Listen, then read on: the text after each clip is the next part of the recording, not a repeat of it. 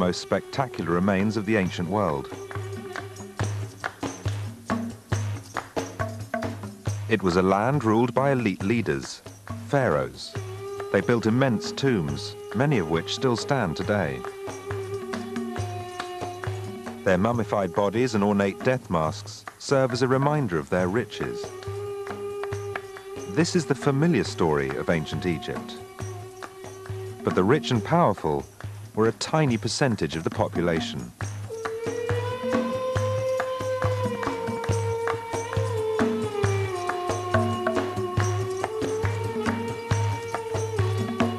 Recent discoveries, just a few steps from the Great Pyramid at Giza, reveal the secrets of the people who really built these breathtaking structures.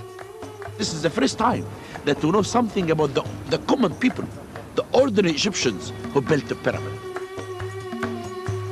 Though less powerful, they too bequeathed a legacy, not of gold, but written on stone. I think this kind of document is particularly interesting because it is a document of the ordinary people of ancient Egypt. Egyptology is changing as it starts to turn its attention to the people who physically built the national monuments of ancient Egypt, the workers.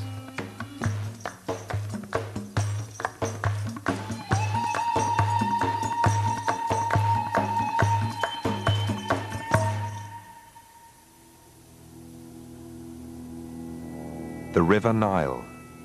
At 4,132 miles, the Nile is the longest river in the world. It holds the key to the success of this ancient civilization. It flows northward through Africa, through Egypt, and finally into the Mediterranean Sea. In a dry climate, ancient Egypt could have remained as barren as the deserts that surround it. Instead, from the 4th millennium BC, Egypt flourished, and the water of the Nile was its lifeblood. If there were no Nile, Egypt wouldn't exist because it's in a completely arid region. So the only source of prosperity in Egypt is the Nile. Without the Nile, there would have been no Egypt, no division between rich and poor, and no pyramids. Before Egyptian civilization developed, there was no social hierarchy. The population was made up of farmers who lived off what they could grow on the fertile land around the river. The Nile would have shaped the worldview of the Egyptians in a manner that's almost incomprehensible to us. When the geography of southern Egypt is almost universally composed of a Nile, the cultivated strips on either side, and the desert rising on either side of that, it would have shaped your whole existence. The river is fed from 1,400 miles south. Lake Tana in the highlands of Ethiopia is one of the sources of the River Nile. Every year, the rainy season comes between June and September. The continuous rainfall completely transforms the Nile as the rushing water scrapes away the surface of the land. The muddy current flowed downstream, north through Ethiopia and the Sudan, until it reached Egypt, about 1 month after the rains. As a result, each July, the level of the Nile rose in ancient Egypt, and there was an annual inundation of water for 4 months of the year. The inundation of the Nile is what determines the success of agriculture. The floodplain of the Nile is a shape that we don't necessarily think of, in which the river is at a slightly higher level than the ground around it. So when the river is very full, the water floods onto the surrounding land. The river then retreats and leaves the land wet and usable for crops. In the 4th millennium BC, just before the Egyptian civilization developed, the population of Egypt was entirely self-sufficient and based on farming. During the 4 months of the flood, the farmers who made up Egypt's population were unable to work. They could only wait for the floods to subside. It was only once the water subsided that the land was fertile. Then, early Egyptian farmers were able to produce a rich harvest. But some farmers were more successful than others. This led to a new phenomenon. For the first time, there were rich and there were poor. Surplus food was the trigger that led to the development of civilization. The creation of inequality is the essential change that brings civilization. It's a very uncomfortable fact, but it seems to be a fact. And this must relate to the harnessing of large forces of people, perhaps initially through warfare, but ultimately it leads to the appropriation of surpluses by people to the center, to the king and the elite, and away from the people as a whole. With the evolution of a social hierarchy, the ruling classes were able to stop producing food for themselves and concentrate on other aspects of life. People who are subordinate are then expected to produce their dues to the state. To the state means to an individual, to the king, and to the elite. And the king and elite must offer something back for this. They offer the driving ideas of the civilization, and maybe they offer things like security. By offering protection to the people, the rich justified their elevated position in society. The priesthood's knowledge of the solar calendar meant they could predict the timing of the floods. This helped ancient Egypt's elite, and in particular the pharaoh, to be considered divine. It made the idea of building pyramids seem fitting.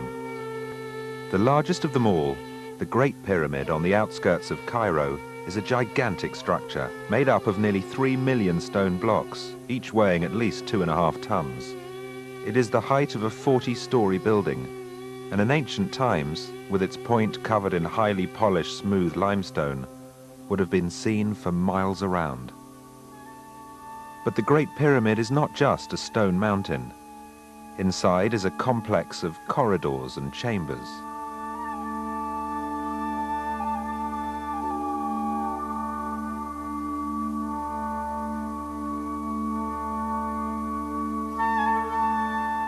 As you enter, you come to a narrow downward slope.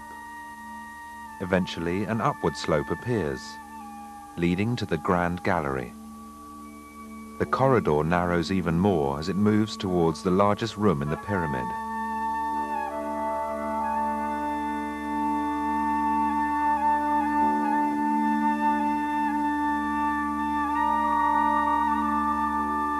This is the King's Chamber. An open sarcophagus has been placed inside, but the mummified body of the king for whom the pyramid was built has not been found. That king was Khufu, who reigned for a short time 4,600 years ago. Egyptian civilization lasted well over 3,000 years, and during under half of that, kings were buried in pyramids. The 4 largest pyramids were all built within a century. The study of ancient Egypt has concentrated on a brief period of pyramid construction. It has reflected the life and beliefs of the people of this remarkable civilization.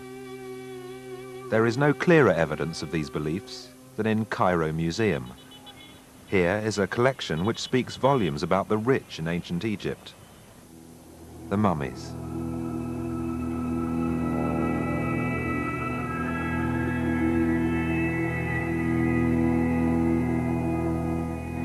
The aim of mummification was eternal life. The Egyptians believed that in death, the spirit departed the body. While the spirit was in the next world, the body was not required. But they also believed in resurrection. The mummified body was preserved, ready to receive the resurrected spirit when it returned to the world. This belief in rebirth was connected to the annual flooding of the Nile. As the flood replenished the dry land, so the Egyptians believed that their human spirit could be restored after death. And they imagined that each year the resurrection would take place at the time of the flood. The gift of eternal life only applied to the elite, like Tutankhamun.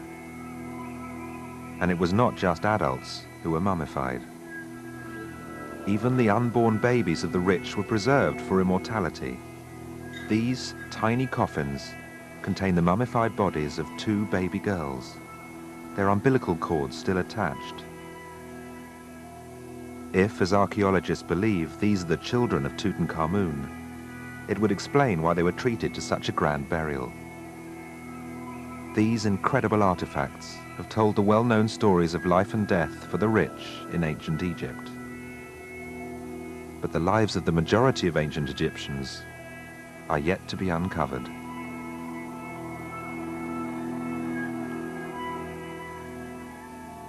Poorer people tend to be buried in simple pits in desert conditions. Now that can often lead to excellent preservation, but the history of Egyptology hasn't focused on that because it's always been an artifact-dominated science so far. But it's slowly changing. We're beginning to reassess those less spectacular remains because after all they'll tell us about the vast majority of the population. Now, as excavations in Egypt bring to light more evidence, there is increasing insight into the lives of working people.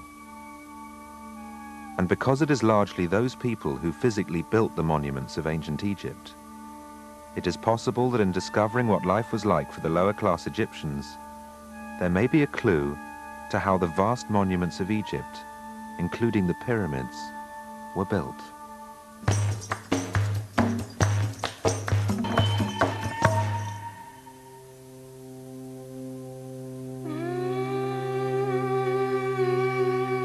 The civilization of ancient Egypt grew up around the River Nile, and many of its best-known monuments stand as a reminder of its leaders. But now Egyptologists are beginning to look not at the rich, but at the ordinary workers. Herodotus, the Greek historian, believed that pharaohs such as Khufu forced slaves to build the pyramids, and that theory has been passed down for nearly 2,500 years, from the Old Testament to Hollywood movies. But now, thanks to recent excavations around the pyramids, most Egyptologists think very differently. Here, a few hundred yards south of the Great Pyramid, are the ruins of what has come to be called the Workman's Village. Dr. Zahi Hawass is in charge of the excavation work and management of the pyramids. This is the new tombs that we found. Very interesting tombs. You never see tombs like this only in Aswan at Qubbat al-Hawa. But this is a very interesting style because this is the first time that we know something about the common people, the ordinary Egyptians who built the pyramid. And this is why this discovery is amazing, because from each bone and from each stone, you can know something about the people. The bones excavated at the Workman's Village are taken for analysis to the National Research Center in Cairo. The bodies of nearly 1,000 skeletons were found in the Workman's Village, and they revealed something about the people buried there. This bone is from a man's arm. A mark can be seen which shows that the bone was broken and treated. The swollen area is where the bone has healed. X-rays reveal that the bone has been fully reconnected using a splint. If the workmen in this village had been slaves, it is most unlikely that they would have been given such excellent medical care. Other bones support the theory that the workmen were not enslaved. Many skeletons of women and children were found, leading Egyptologists to conclude that the workmen could not have been slaves. At the workmen's village, there were also women and children. If the pyramids were constructed by slaves, only men would have been brought to the site. However, these men were living with their wives and children. Their lives were run independently. They were not slaves. The workmen were ordinary Egyptian people. A further clue to the life that ancient Egyptian workers led can be found in the British Museum. Here, noted down on limestone, is the equivalent of a timesheet for day-to-day work. The tablet is a record of people who did not turn up for work, the date of the absence, and the reason for it. It is inscribed on both sides and contains a record of about 40 names of workmen. I think this kind of document is particularly interesting because it is a document of the ordinary people of ancient Egypt. In the case of a worker called Seba, whose name is written here at the beginning of this line, he was off for one day because he was bitten by a scorpion. This is a kind of accident which could have happened even in the house in the village. The village where these workers lived was situated on the desert where scorpions are quite common. And in the case of the worker called Konsu, whose name is written here, he was absent firstly because he was ill for some days here, but then more interestingly, later on, we are told he is at his festival at this point. And this may be a family or personal celebration, such as a birthday, for example. The workers are given leave of absence for many other reasons, varying from illness to bereavement to hangovers, evidence of freedom and independence. It was a hierarchical society. There's no escape from the fact that there were people at various levels of society. But having said that, it was a much freer and equal society than certain others. As free men, it seems likely that the workers who built the pyramids were paid. And there is evidence to support this in another new find, the tomb of a priest who lived and died in the reign of Khufu, the pharaoh who commissioned the Great Pyramid. This is our most recent discovery, tomb that was found. This is the tomb of Kai, who was a priest, and this tomb dated to Dynasty IV, about 4,600 years ago. At the entrance to the tomb is an inscription which seems to describe a contract between the pharaoh and the workers. And he's telling us here that he paid them beer and bread. And he made them to make an oath and say that they are very happy. This contract required the pharaoh to take full responsibility for providing clothing, food and shelter, while the workers contributed to the building of the pyramid. In ancient Egypt, during the floods, the construction of the pyramids was able to progress with speed. As the flooded Nile came close to the pyramids, even huge stones could be transported close to the construction site by boat. And as the farmers were unable to cultivate the land until the waters had subsided, there was a ready-made task force to assist the skilled artisans in the construction of the pyramids. There were organised workers who were conscripted on what we call a corvée basis, which is they were required to work for the state for a certain number of time, and the workers would rotate throughout the year. And we know from text and graffiti on the pyramids that the different gangs had different names and so on.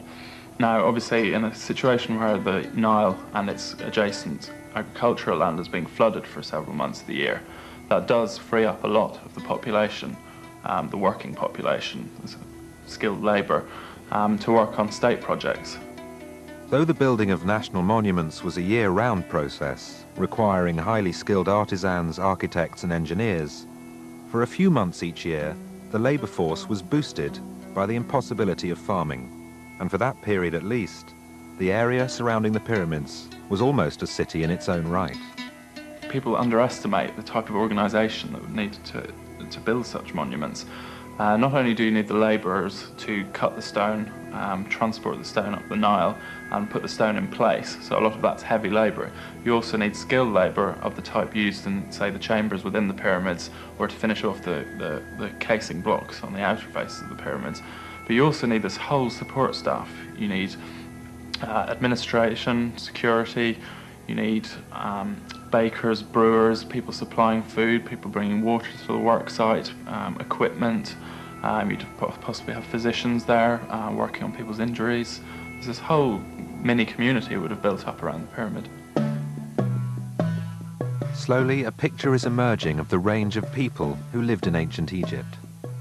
But what is unknown, and a source of much debate, is why the pyramids were built and what they signified for the people who built them. What the pyramids meant to ordinary people in antiquity is largely unknown, because we don't know how much the ideology of the elite in Egypt spread in the society as a whole. It's possible that everyone understood them in the same way, but we can't tell. But we can say that the pyramids appear to be a solar symbol, and to have something to do with the integration of the deceased king into the cosmic cycle, particularly of the night sky. Then all of them, they unite. all of them, king, nobleman, official, workman, farmers, all of them together work to help the king to be a god. If the pyramid builders were not slaves, why would such a huge number of people from all over the country and from all classes unite to build these huge structures? Perhaps it was because it was a well-paid seasonal job. But it was probably also because it was believed to be vital for the well-being of the people and the fertility of Egypt itself that the king became immortal. And in a way, he did.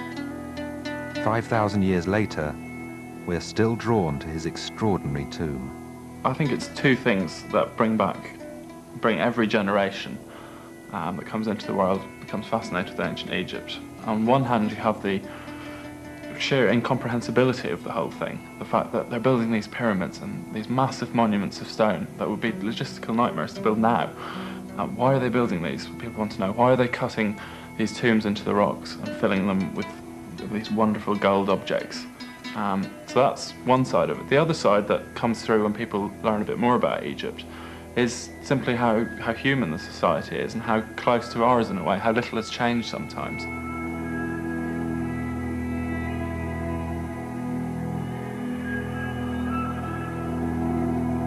It's now known that many of the real pyramid builders of ancient Egypt were ordinary farmers who could never themselves have had a grand burial.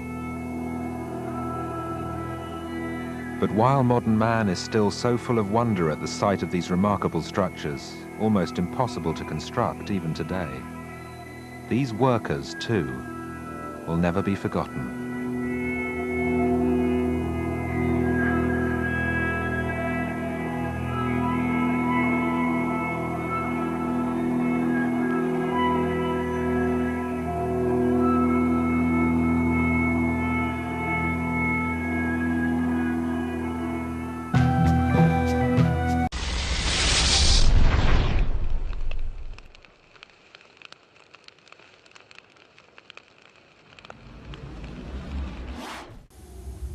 Rising from the parched sands of the desert, in the land of the pharaohs, are the earliest stone monuments ever constructed in ancient Egypt.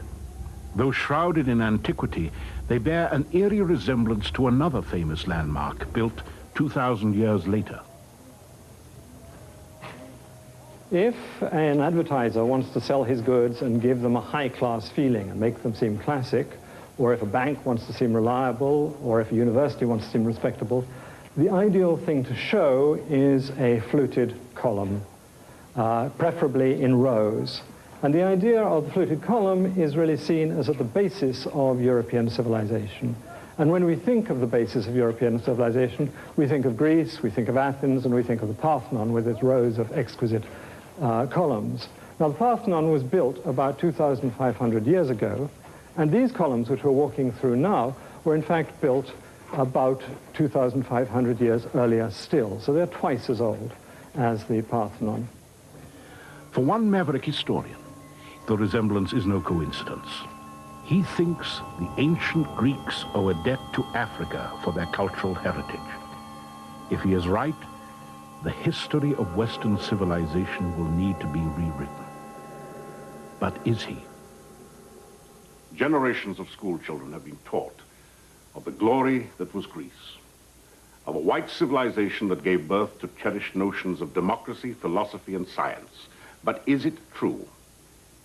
How much of that view is colored by racist attitudes of 19th century classical scholars? Today, a controversial new theory that the roots of Greek civilization lie in ancient Egypt has archaeologists in an uproar.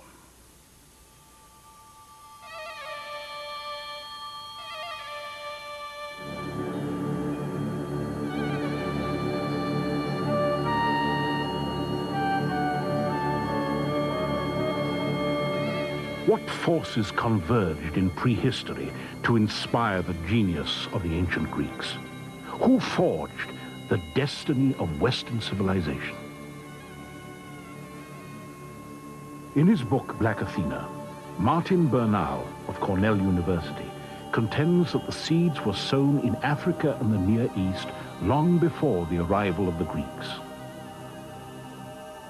His search for proof begins in Egypt, at the famed Step Pyramid at Saqqara, the first ever built. Surrounding the pyramid is a complex of buildings and courtyards believed to be a replica of the palace of King Zoser at nearby Memphis, then the capital of ancient Egypt. We're now at Saqqara, which is a place of firsts. It was the place where the first pyramid was built. It was also the place where the first fluted columns were erected, and the place in general where stone architecture was used. So here we have the beginning not only of Egyptian civilization, but Western civilization as a whole. That from Egypt and from these beginnings in Egypt, we can see the development of Greece and Rome and modern European civilization as a whole.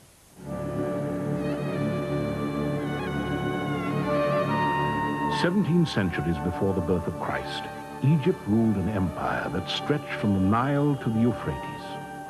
Beyond, in the Aegean, was the island of Crete.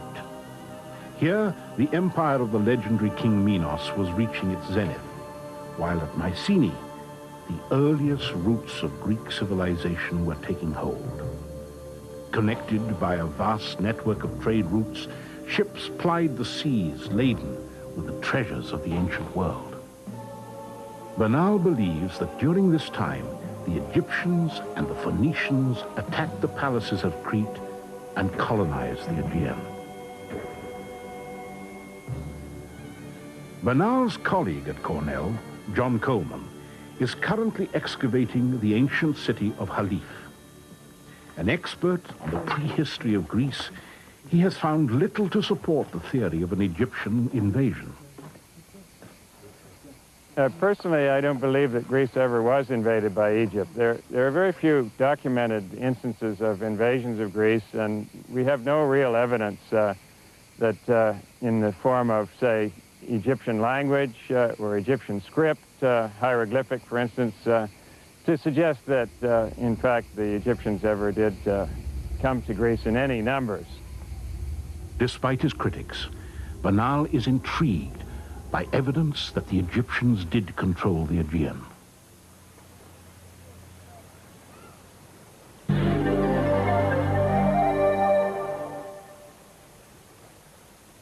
On the west bank of the Nile at Luxor, in the shadow of the Valley of the Kings, are the tombs of the nobles.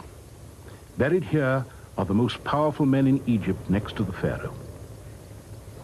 We're now in the tomb of Reshmireh, who was a high official of the great pharaoh Thutmose III. And this tomb has the usual accompaniment of the affairs of everyday life, but it also has a great deal about Reshmireh's duties as this high official, collecting taxes, administering within Egypt, but also supervising the foreign tribute that was given to the pharaoh. And you have a number of ranks. You have the Africans and you have the Syrians all giving their precious objects, and there you have the Minoans or Cretans dressed in their kilts and bringing objects that we know archaeologically were of Cretan manufacture. So there's no doubt about who these people were. Professor Bernal sometimes speaks as if they were bringing tribute, as if Egypt somehow had control of the Aegean area. But in fact, recent studies have shown that they're gift bearers rather than indicating that they were in any way under the control of Egypt. Now, whether the Greeks considered they were giving tribute or not is another question, but this is the way Reshmireh and his pharaoh, Thutmose III, interpreted it.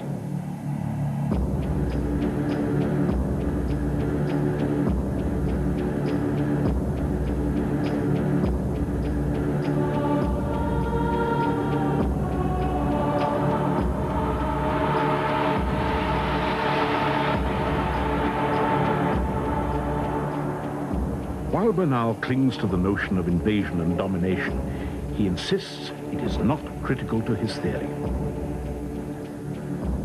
My historical scheme doesn't rely on the idea of Egyptian or Phoenician invasions or settlements of Greece.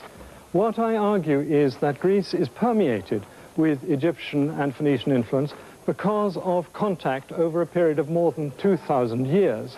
contact of all sorts, because the two countries are not, the two regions are not that far apart.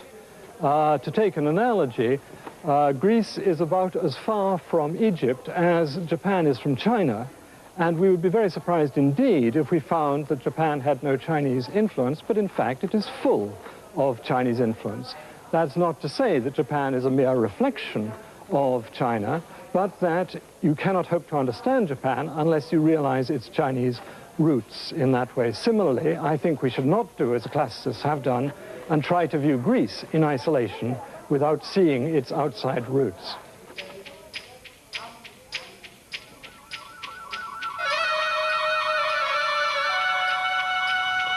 The Greeks were undoubtedly influenced by the Egyptians in the case of architecture and also in sculpture.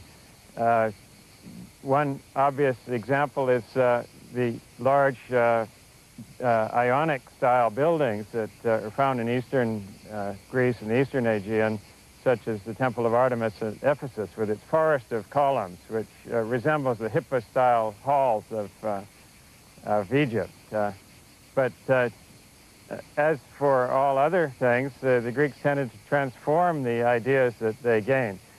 The question of influence of Egypt on Greece in the ancient world is one that really can't be denied. There were certain aspects of the Egyptian cultural record which served as catalysts that enabled the Greeks to borrow, transform, and move on. So I would not, no one is really denying that the two nations were in contact, that the two cultures did talk to one another. But there are major, major differences in the way the Greeks adapted the Egyptian legacy. So to think, as some people have said, that Greece is really an offshoot or the child of Egypt is absolutely missing the point. The Greeks borrowed from Egypt, as they did from other civilizations, not only Egypt, turned it into something completely their own and went off in a direction. So, for example, if you look... Robert Bianchi, an Egyptologist with the Metropolitan Museum of New York, has joined a growing list of scholars who disagree with Bernal. He sees striking differences between the two cultures. Something that the Egyptians never dreamed of doing, never wanted to do. So, yeah, we have columns and architraves in both cultures, but the Greeks one have optical refinements that conform to their world outlook, and these do not appear in the Egyptian record.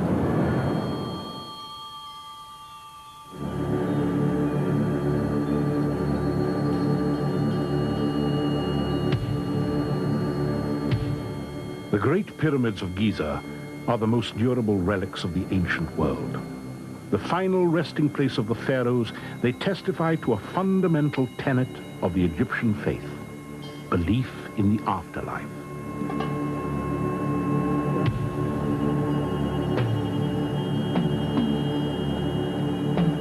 To ensure the survival of the Ka, or spirit, the body first had to be preserved or mummified. Then, provisioned with food and surrounded by cherished possessions, the soul could depart for eternity. The Greek mythology of life after death was remarkably similar to that of Egypt.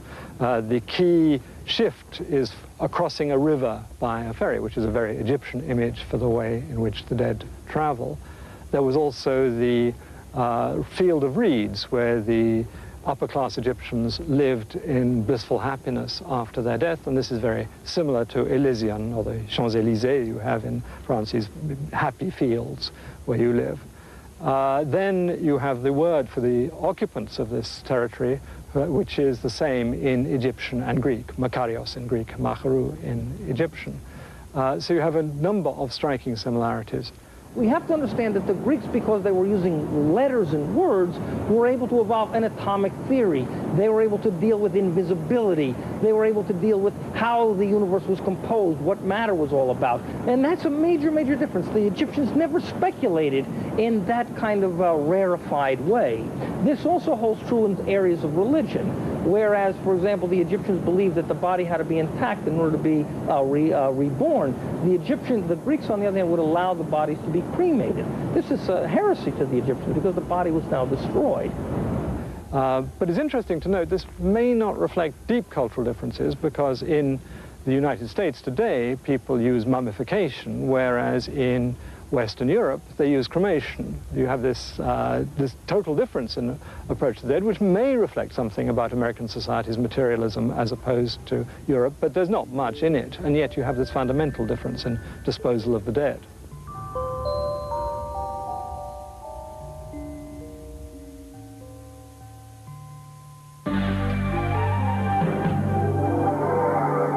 Of the pharaohs attest to their mortality, but to the ancients, they were gods. Absolute monarchs, they controlled the affairs of everyday life as well as the destiny of Egypt. In the conduct of politics, there was no room for the common man. But imagine trying to maintain control in a land like Greece that's so broken up by mountains and sea. It's just simply not possible, and as a consequence, Greek civilization developed in a very different way, with local places gaining power on their own, and they never got together to create a federal state such as you find in Egypt, nor a great monarchy such as is found in Egypt or Persia or elsewhere in the ancient world. And as a result, there was more individual freedom, more individual expression. The individual, as we know it today, as a concept, really is born in Greece, not in Egypt.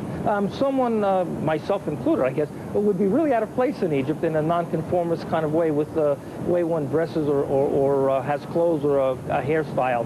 But this is something that would be perfectly adequate in Greece, where they stress the individual above a tyrant or a ruler in that sense.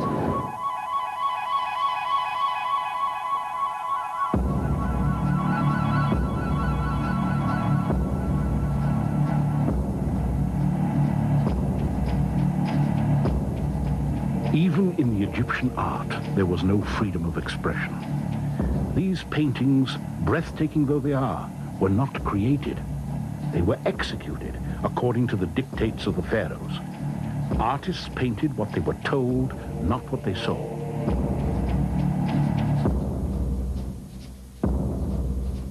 Highly stylized Egyptian figures appeared lifeless and two-dimensional, while the Greeks were beginning to explore the beauty of the human form.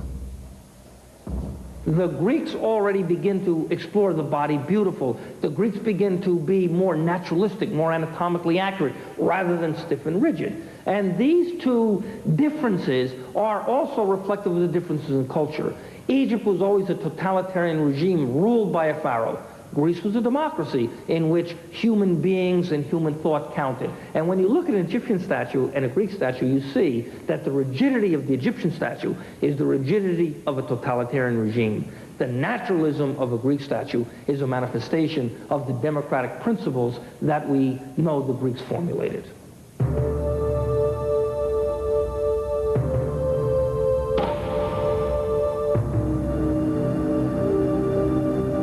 By 500 BC, the reign of the pharaohs had come to an end.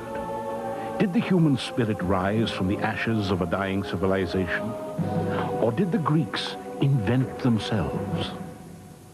Greek is an Indo-European language, and therefore there must have been major influences from the north to make it one.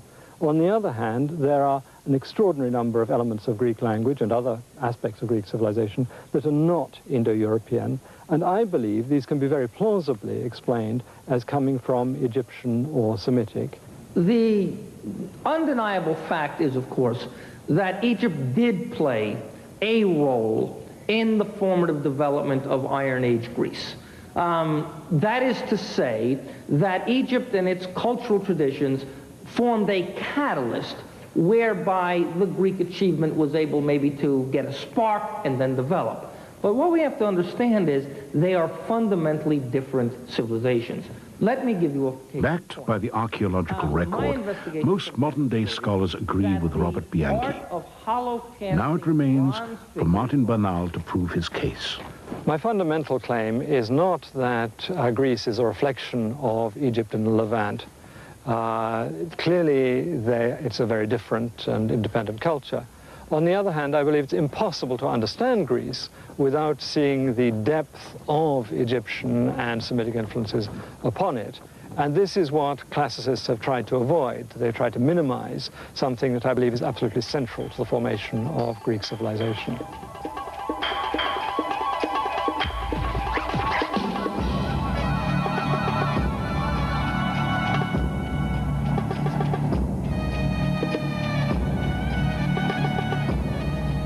Unfortunately, underlying the debate is the highly charged issue of race. Were the Egyptians black, as Bernal implies in Black Athena? Was Cleopatra black?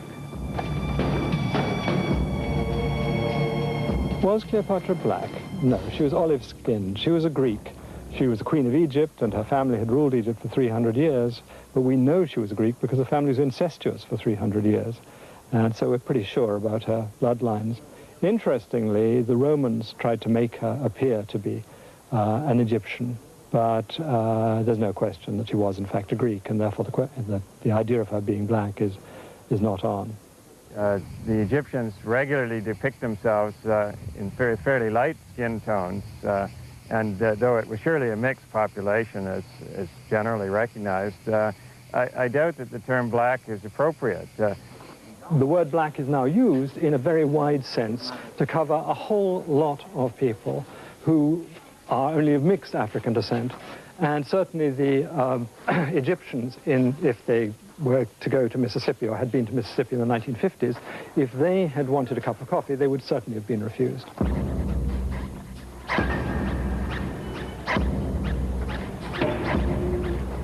We are living in a world in which people are beginning to understand the value of non-European cultures, the contribution that women are making in the world.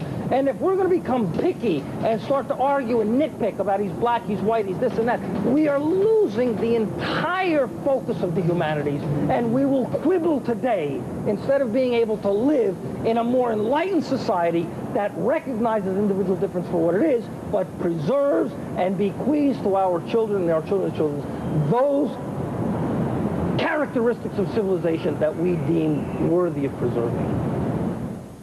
The debate over what role Egypt played in the rise of Greece has raised an incendiary question. Was Egypt black? Does it matter? It matters deeply to many African Americans searching for role models in the ancient world. Scholars, however, insist that such a notion represents a serious misreading of the archaeological record. The evidence tells us that the Egyptians were a multicultural people. Indeed, it may have been the varied tapestry of their society that allowed them to achieve so much.